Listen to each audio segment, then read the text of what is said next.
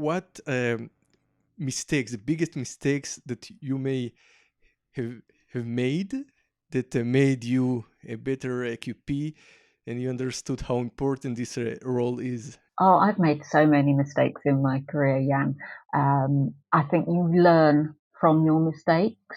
And one of the biggest mistakes I think I made was not realizing how important the people side of things was.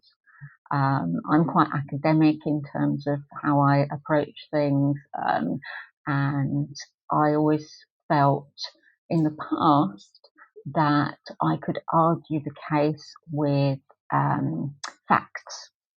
So when I was trying to persuade people that I was right, of course, always correct. And then you realize people don't care about right. People have their own issues, and they feel this is the key point. They feel that they are right. hmm So I did change my tack, and I stopped saying no, you can't do it this way. I started saying yes. However, it will need this, and this amount of money to do that. Yeah. So I think, like in every other position, the communication is key. I've also learned that as quality assurance, it's really easy to come to people and say, you can throw the SOP on their desk and say, please follow this.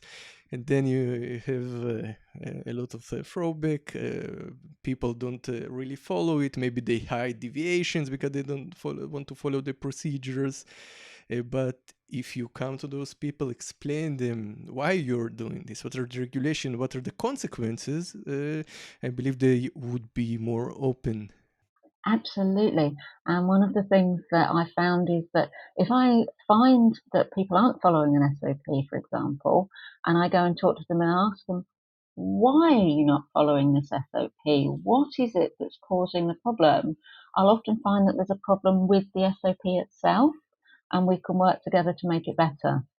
Sit together, work on the SOPs and the communication. Yeah, collaboration works so much better.